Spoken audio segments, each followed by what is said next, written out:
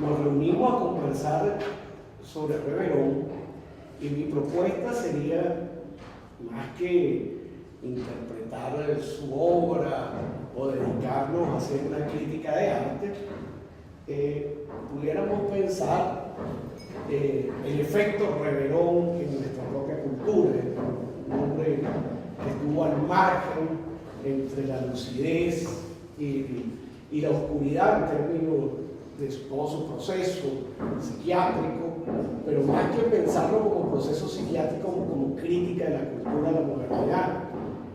Hombre también que nos permite dialogar a propósito de la relación entre lo místico y la práctica artística. Bueno, y entonces, ¿qué es lo importante acá?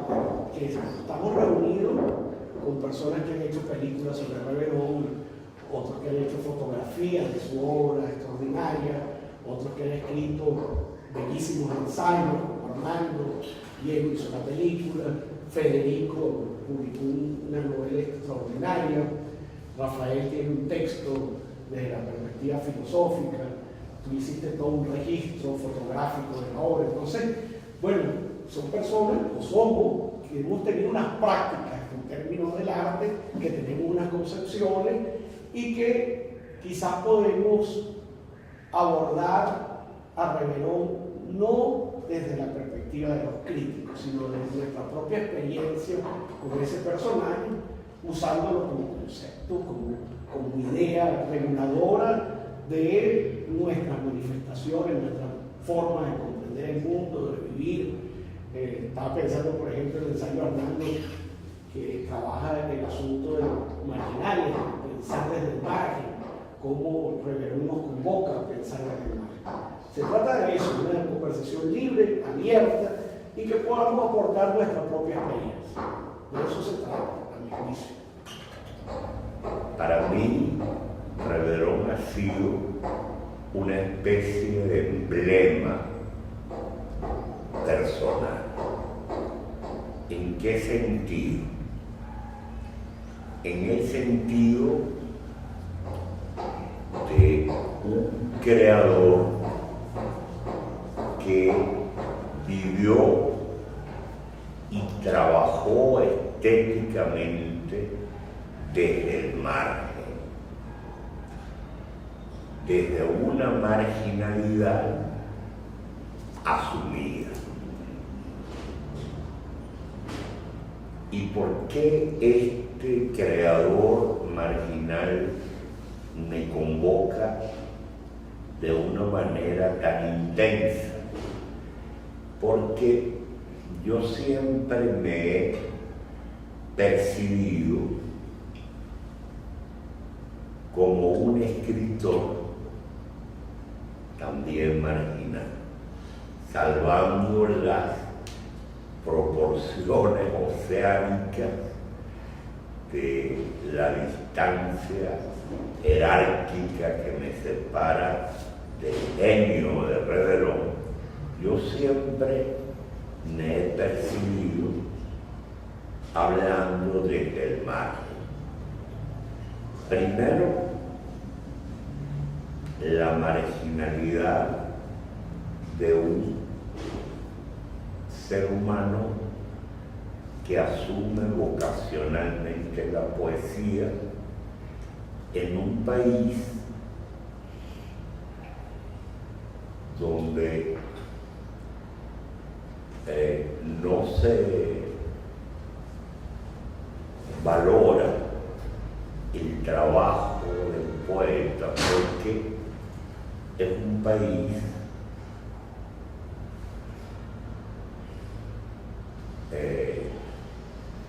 productivista, competitivo y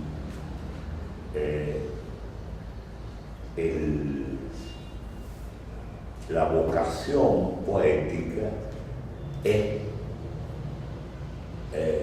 secular, ha sido secularmente relegada al desván de la cultura. En segundo lugar, la marginalidad del cristiano, en un país donde las élites intelectuales, más que laicas, son en verdad laicistas y no conciben que un intelectual en el marco de la modernidad pueda asumirse cristiano. En tercer lugar, la marginalidad del homosexual. En un país falocrático y machista donde no existen paradigmas positivos para el eros homoerótico. Y en cuarto lugar, la marginalidad del paciente psiquiátrico. Todos sabemos, de acuerdo con las enseñanzas de Foucault, que al paciente psiquiátrico se lo margina y se lo persigue incluso policialmente y se lo encierra por dos razones básicas. Primero, porque no es un sujeto económicamente productivo, tal como las pautas de la modernidad burguesa estipulan que deben ser todos los sujetos. Y en segundo lugar, porque el paciente psiquiátrico, por su sola existencia, subvierte, complota contra los moldes de la familia burguesa. En virtud de esas cuatro marginalidades, Reverón ha sido para mí un símbolo y un emblema, en el sentido en que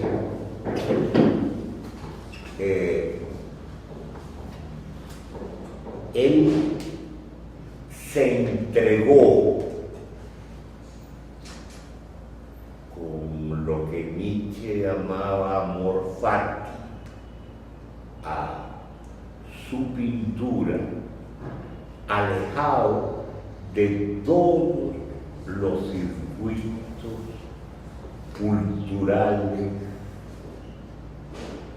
y sociales de su tierra. Y desde esa creación marginal pudo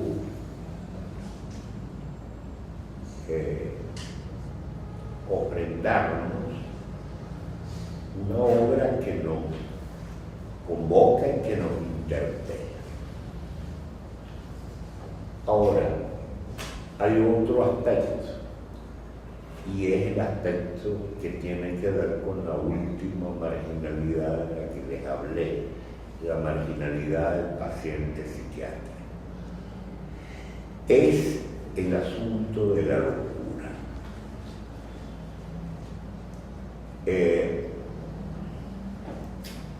Yo no creo en el estereotipo típicamente romántico del genio, el artista maldito, con un malditismo que tiene connotaciones de locura. Pero creo que hay una locura maligna y una locura benéfica. Platón, en el Pedro, nos habla de 4 tipos de locura benéfica. Dice Platón explícitamente en ese diálogo que a esa locura benéfica le debemos los más importantes dones que recibimos de los dioses.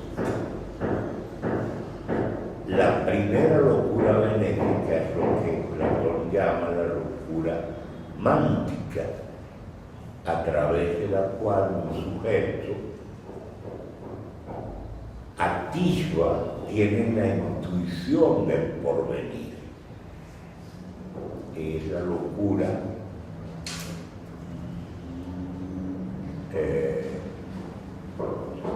propiciada por Apolo. Luego está la locura, en segundo lugar, la locura propiciada por Afrodita y Eros, la locura erótico-afectiva. En tercer lugar está la locura propiciada por las musas. Dice Platón, nadie que escriba o pretenda escribir poesía puede osar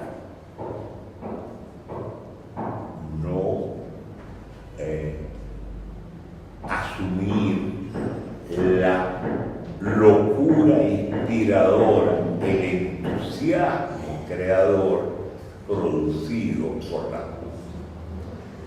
Y en cuarto lugar está la locura propiciada por Dioniso, que es el dios del cuerpo, el dios de las relaciones, el dios de las mujeres, el dios del vino, el dios del teatro, y a través de esa locura dionisíaca el hombre se conecta con los estratos últimos de su corporalidad. De alguna manera muere iniciáticamente para renacer a un nivel superior de conciencia. Y yo creo que la de Reverón fue una locura espiritual y psíquicamente creadora.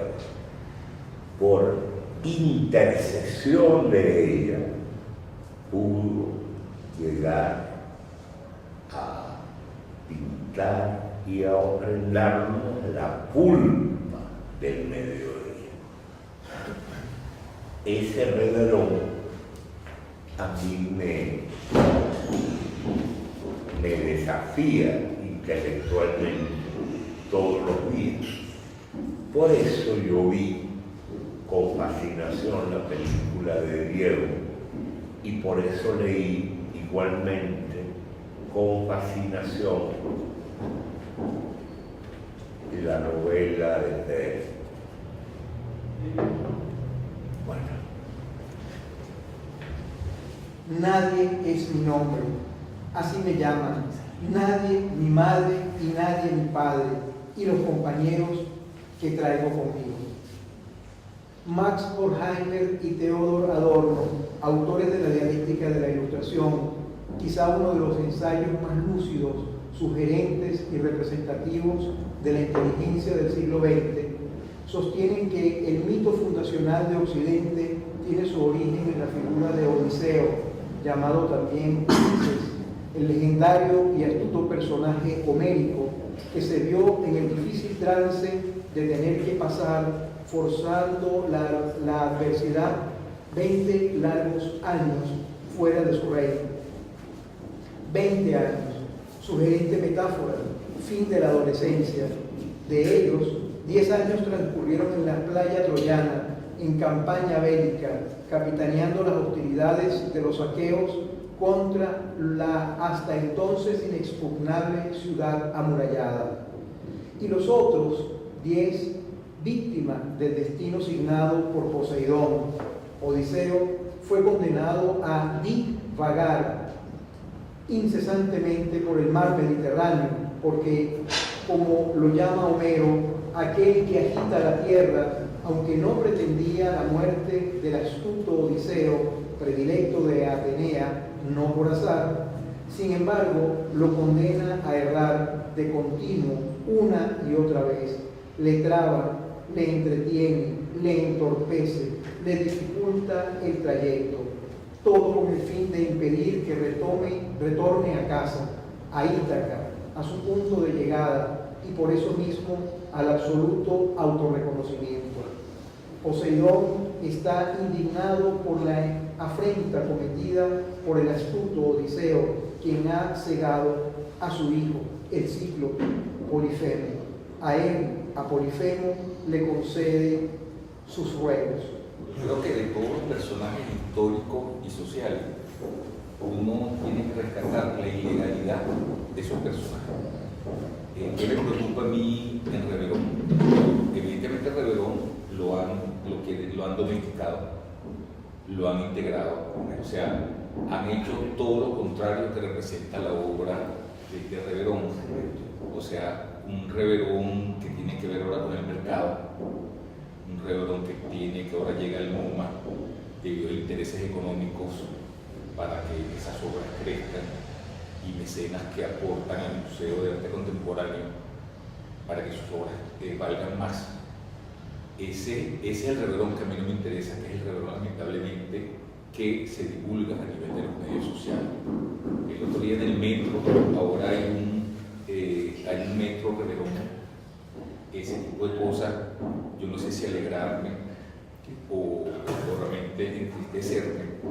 Es como los símbolos patrios, que ya no tienen ningún sentido, las banderas, los himnos, y Reverón lo han domesticado de tal manera que ya es el hecho folclórico, el hecho tipo sábado sensacional, y lo han integrado a todo lo contrario que representa la obra de Reverón.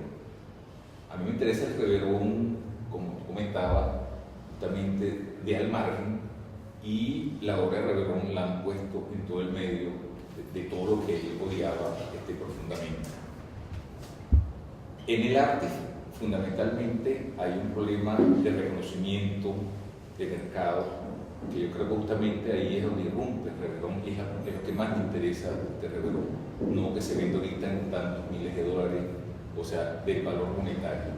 O sea, la obra de Reverón no tiene un peso monetario, que es al cual le están dando ahorita el peso, que justamente están tratando de hacer del pensamiento marginal de Reverón un tornillo para encajarlo en esa maquinaria y que sirva a esa maquinaria, como bien tú decías. ¿Qué me interesa a mí de Reverón? Un poco el daemon de Reverón, ese daemon que lo movía a hacer una obra tan incisiva, tan radical, y rompiendo justamente con los moldes y haciendo práctica de libertad. Dentro de esa locura que tú decías, que evidentemente es una locura benéfica totalmente, y es la parte de Reverón que están tratando de lograr. A mí me preocupa la imagen de Reverón como elemento chamánico. O sea, para mí Reverón es un gran chamán que regresa al valor originario del arte, al cual yo también creo profundamente e intento cultivar, que es el objeto chamánico que se crea a través de la obra de arte, que no es un valor del objeto como tal, del fetiche, sino el movimiento chamánico de las ideas.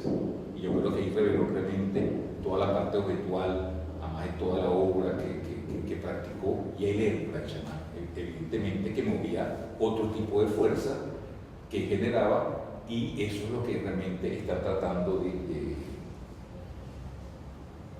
o sea, lo que tú comentabas de la otra realidad. Creo que ese pensamiento marginal es el que hay que reivindicar en Reverón. Algo que me conmovió mucho de la película de Diego y que me hace pensar a propósito de lo que ustedes están conversando es que siempre hablamos de Reverón como el artista solitario.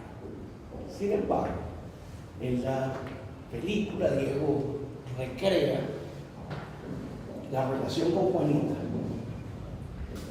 y entonces ahorita pensaba en la lógica de los epicúreos. O sea, voy a construir jardín para pensar la sociedad, para resistir a la sociedad, para oponerme a ella, pero no como la ermita, sino en comunidad.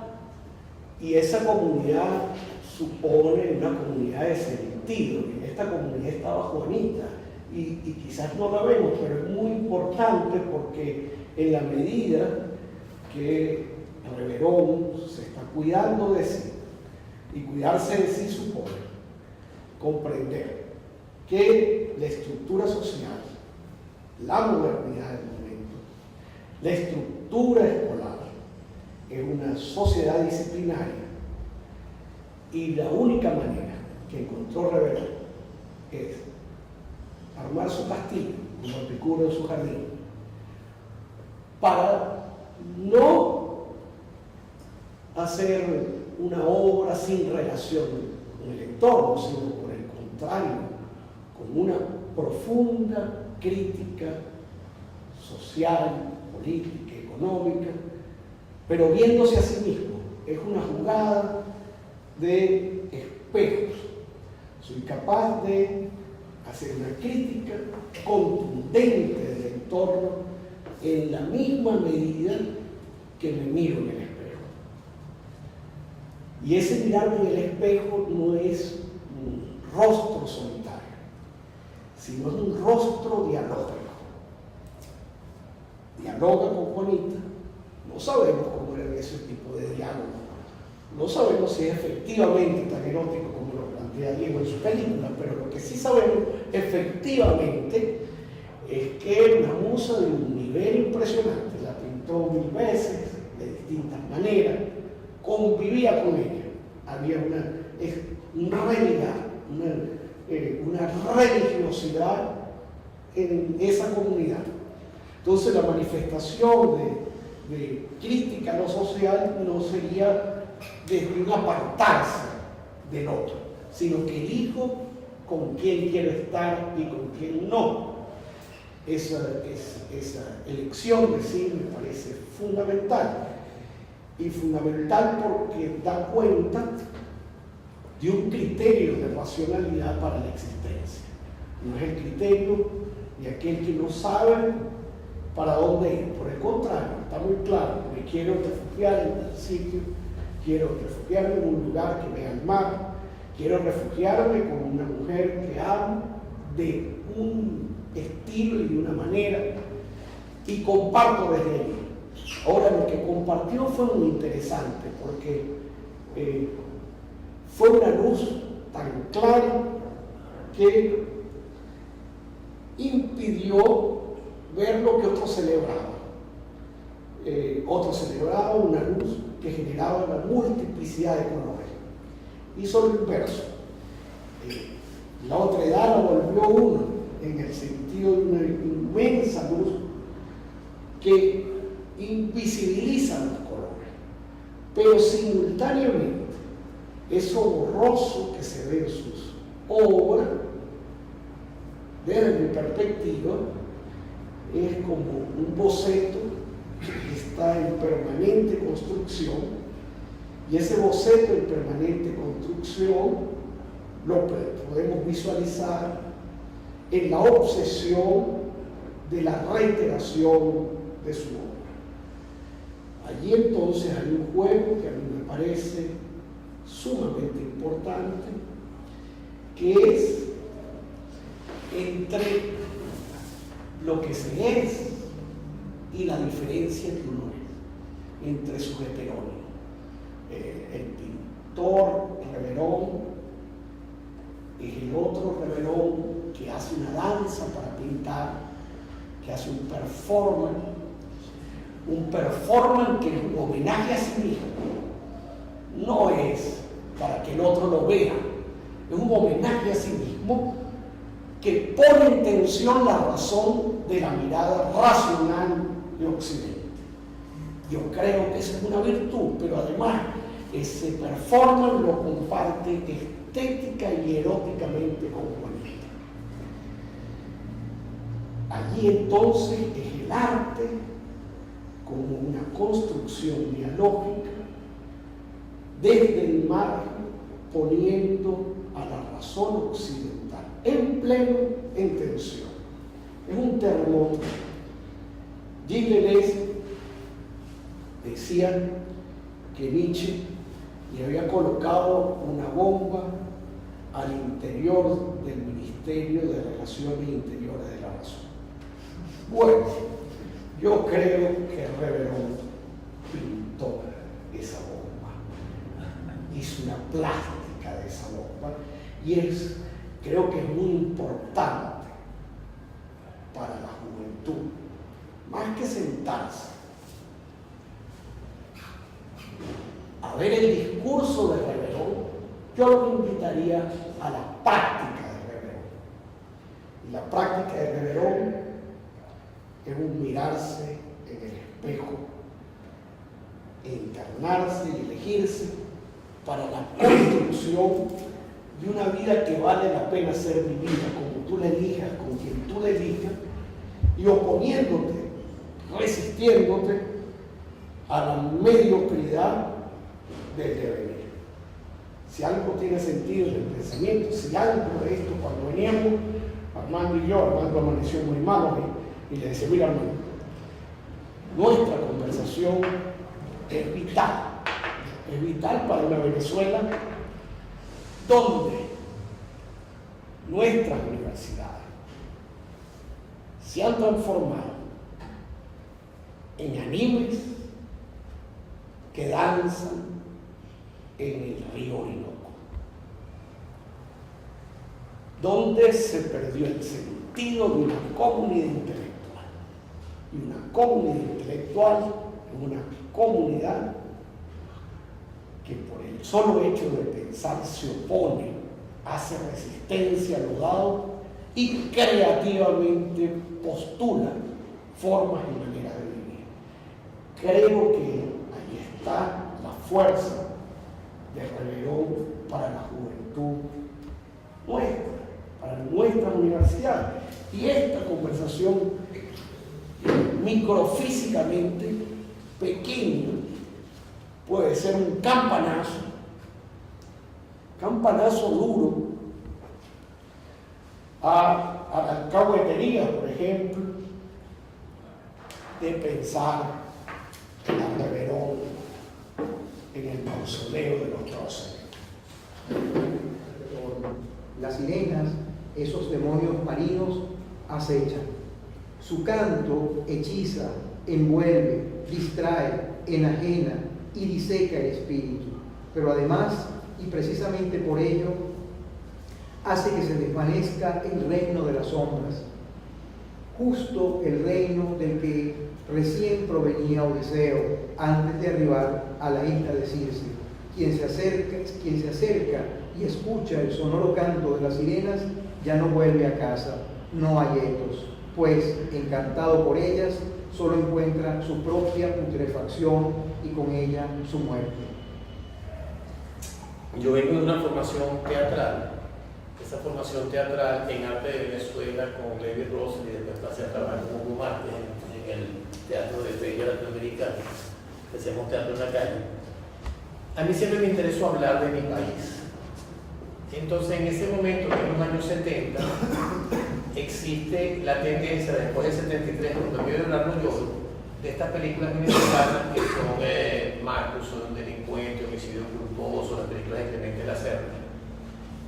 Y eran películas que a mí me parecían muy interesantes porque nuestro espectador era un espectador televisivo. Y lo que sacaba el cine venezolano de lo que no estaba en la televisión, que mostraba ese mundo marginal, que me parecía muy interesante que se sintiera esa cara del país que no estaba expuesta.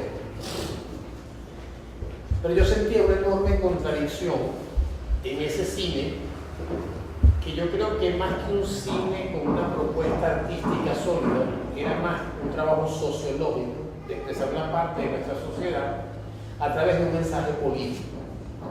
Y ese mensaje político, si tú lo analizabas objetivamente, tenía una intención social, revolucionaria en su contenido, pero yo sentía que había una enorme contradicción conexión entre ese contenido y esa forma narrativa, porque yo pienso que el cine es un lenguaje. Entonces yo decía, este es un cine con una intención política, pero cae en la contradicción de un lenguaje de cine de acción norteamericano hecho en español con grosería, mostrando una parte de la sociedad venezolana. Después de eso yo entro al cine y viene el momento de lo que es el Super 8. Y yo considero que el Super 8 no podía ser la imitación del cine de 35 milímetros, que era la gran pantalla, que era un éxito, porque realmente fue un éxito de taquilla, un éxito de público. Y yo creo que ese éxito es porque fue un reflejo de una sociedad que no aparecía, que no ahorita. Entonces, pero llego yo y digo, bueno, ¿yo cómo hago yo para hacer un cine que no caiga en esa contradicción de que la forma y el contenido tengan un cierto equilibrio? Y digo, bueno, yo quiero hacer un cine venezolano, pero con una forma distinta que también aporte desde el punto de vista del lenguaje. Yo vengo después, bueno, estuve preso por el caso Vega, me pasó una vaina, me mataron a mi novia, no sé qué cosa, me voy por Europa 2 años, tuve la oportunidad de trabajar en el Teatro N de París como actor, que es un teatro absolutamente de vanguardia. Después tuve la fortuna de trabajar como fotógrafo en Roma, en la Galería del Ático de Roma, que es donde se crea la transvanguardia posteriormente, que es lo que después aquí Levito Oliva nota todo lo que es la transvanguardia. Sí, claro, uno es producto de su experiencia, porque yo realmente soy autodidacta, yo estudié 2 años en comunicación social y me retiré y empecé a hacer cosas y hice una película con Carlos Hortensia que se llamó 7 Notas, que era una muchacha de universidad, que es la posibilidad de un muchacho de clase media ante un país llamado Venezuela. Llego aquí, entonces cuando empieza el Super 8 digo, bueno, aquí hay que hacer algo distinto. Entonces buscando hacer una cosa distinta empiezo a leer y llego a Reverón por una vía que es totalmente indirecta, que es a través de Humboldt. Estoy leyendo de las regiones equinocciales y empiezo a leer, entonces empiezo a leer a Humboldt y los pajaritos y la huevona y la genia. Y cuando leo en Humboldt que lo que más le había impresionado de Venezuela era la luz, que la luz de Venezuela, una cosa así, uy, aquí sí hay una mina de oro, aquí está el dorado, ¿verdad? Porque pude asociar eso con el cine, pude asociar eso con las artes visuales, o sea, donde la luz era fundamental. Y digo, pero aquí yo creo que hay un gran tema. Entonces yo hice un performance que era un trabajo multimedia que se llamaba Propósito de Simón Bolívar, que se llamaba Simón Bolívar haciendo críticos censurados de la Cinemateca en el Festival de Super 8, que era cine, escultura, fotografía, acción en vivo, que yo participaba. Después hice un trabajo que se llama Radiografía de Naturaleza Viva en la Sala Mendoza, y después se me ocurrió hacer este cortometraje sobre Reverón, que es una cosa que yo hice en Super 8 en el 77, que es quizás lo más radical que yo he hecho, que esto es para lograr la luz del periodo blanco en el cine, y fue filmada en el Castillete, cuando todavía existía el Castillete, cuando las muñecas todavía estaban ahí. Y es una película en la cual participó Claudio, que me ayudó. 77. Hicimos 76, pero salió en 77. Y era una película que era, y agarré una cámara Super 8, abrí totalmente el diafragma, entonces una película como sobreexpuesta. Y adicional a eso, había, si esta es la cámara, yo tenía aquí y aquí espejos. Y entonces el reflejo del sol lo encandilaba la cámara, entonces era, tú sabes, una película invisible. Porque era blanca y totalmente invisible. Entonces, bueno, a partir de ahí empecé con Reverón. Y me fascinó porque todas las lecturas que yo tenía, digamos, de las artes plásticas de Venezuela siempre fueron imitaciones de la tradición europea. Entonces, primero fue la imitación de las uvas, de las manzanas, de las peras. Después vino el siglo XIX, entonces los próceres. Entonces, tú ves un retrato de Bolívar y ves uno de Napoleón y es la misma película. El mismo traje de usa. Sí, toda la misma situación. Y cuando yo descubro Reverón, empiezo a descubrir Reverón, empiezo a investigar Reverón. A mí el periodo azul de Reverón, que es la influencia de Ferdinand, me parece que hay un virtuosismo técnico, pero no me parece que hay un aporte importante a las artes plásticas. Me parece que sigue siendo una tradición europea hecha en el trópico por un buen alumno, un muchacho que aprende rápido.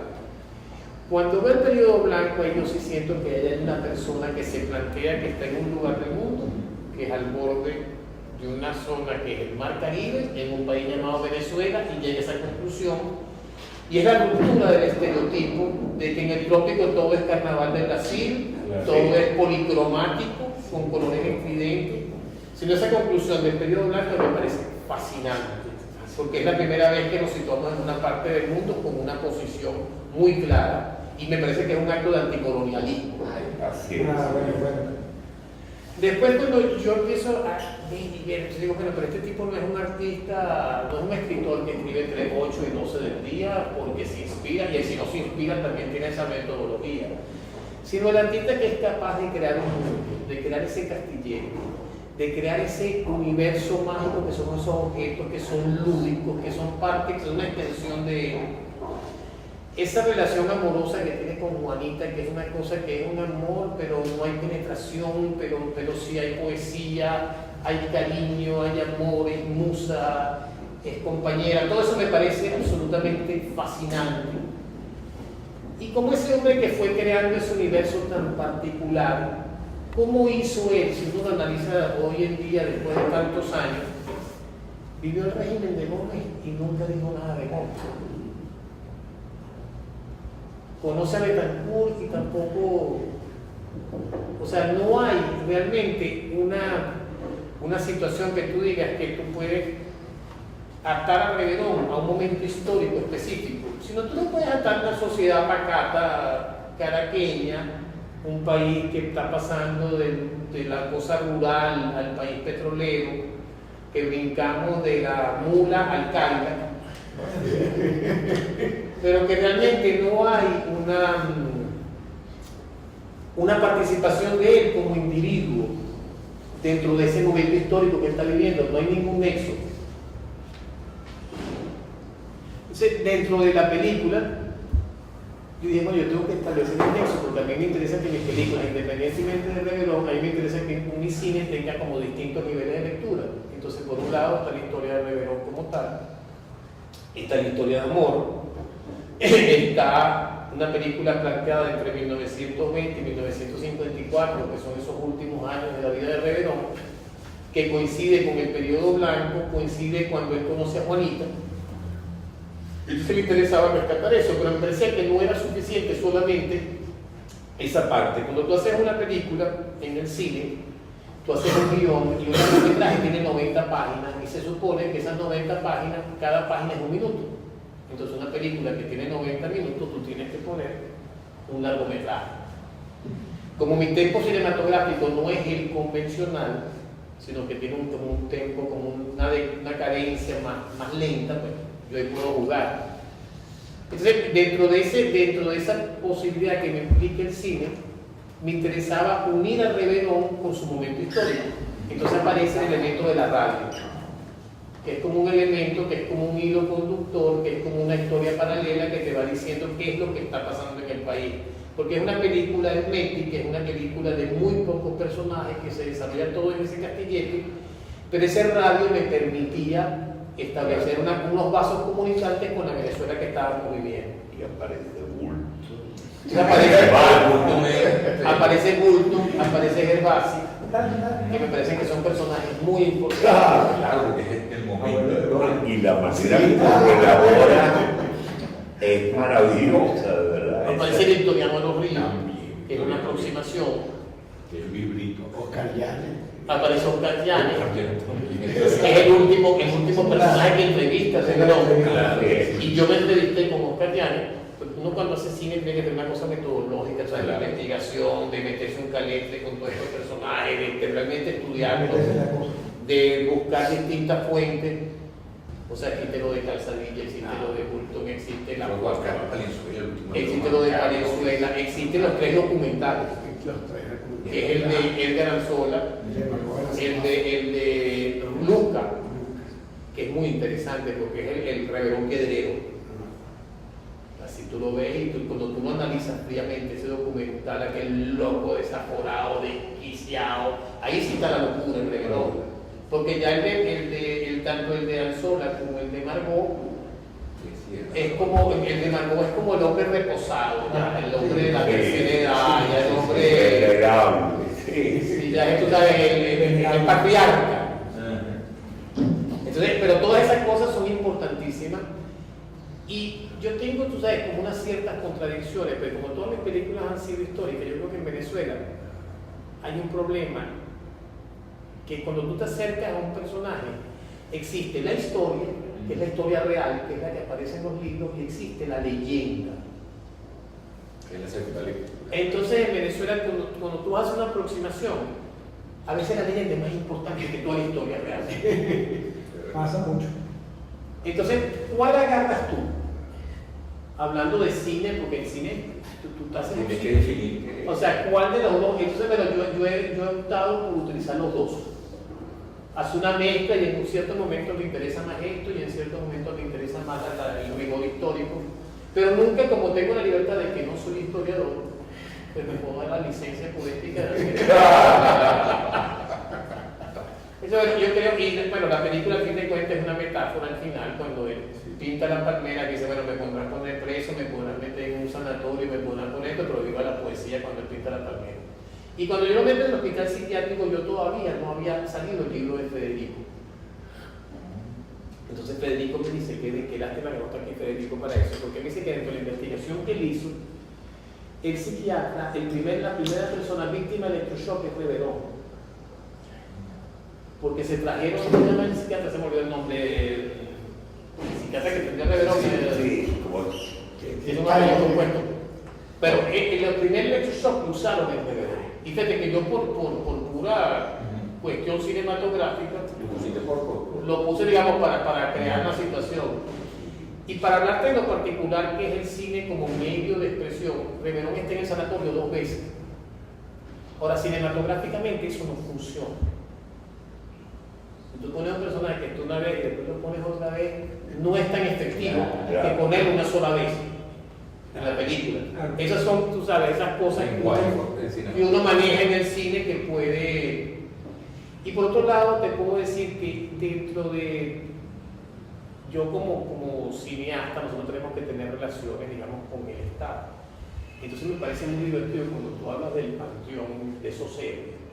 Porque si tú vas al Ministerio de la Cultura o desde la Biblioteca Nacional, existe así como están esas fotos aquí. Existen como una especie como de murales que son una silueta, donde aparece Miranda, donde aparece Bolívar, donde aparece Zamora. Ahí no está. No, para no está. No tenía boca, tenía el cargador. y aparece Reverón. Y el último aparece Fidel. Y Reverón es el último que entonces, ¿cómo es la apropiación de los héroes? ¿Cómo se expropian tú un héroe y lo metes en ese panteón? Lo vi. A mí no me parece malo. A mí no me parece malo, porque si la gente logra investigar y se da cuenta de la posición tan radical de Reverón, yo creo que más bien es beneficioso. A mí me preocupa, más bien, cuando tú haces esa película, cuando yo hago esa película, me parece que es lamentable que ningún niño, o sea, ningún adolescente sepa quién es Reverón. Sí, claro. O sea, Reverón es como o sea, las películas hacen ruido sobre un tema, entonces Reverón es más una sonoridad. O sea, yo le preguntaba a la gente, ¿sabes quién es Reverón? Sí. ¿Quién es? ¿Un cantante de reggaetón? Y te lo juro, que no le respondían porque les sonaba el nombre, pero no lo... Los que son un poquito más cultos, sí, el señor de la barba blanca. Claro, que eso El fue de el personaje, Compás. que eso fue la imagen. Y entonces, esas son las cosas, pero yo creo que si nosotros realmente hacemos un análisis, yo creo que el problema es un pensum de estudio del Ministerio de Educación, porque nosotros tenemos que tener. Lo que forma el fundamento de la historia de la humanidad es justamente esta inevitable necesidad de diluir lo endurecido, de hacer cercano lo extraño, de introducirse en lo externo, de exteriorizarse en lo interno. En síntesis, de hacer de la razón la locura y de hacer de la locura la razón. O, al decir de Shakespeare, de encontrar la razón en la locura. Y de hecho, nadie, el portador de la nada, debe asumir, no sin riesgo, el nervio vital de esta labor interminable. Nuevos tiempos, nuevas demandas, una y otra vez, travesía, odisea, reencuentro de casa, punto de partida y punto de retorno con Crecido. Siempre habrá que regresar a Ítaca, a esa suerte de mágico castillete a las 15 letras, de las 15 letras, pleno de vida. Siempre se estará al pendiente para vencer los obstáculos, las sendas que prepara el destino. Siempre de nuevo habrá que retornar a él, a pesar del canto de las sirenas.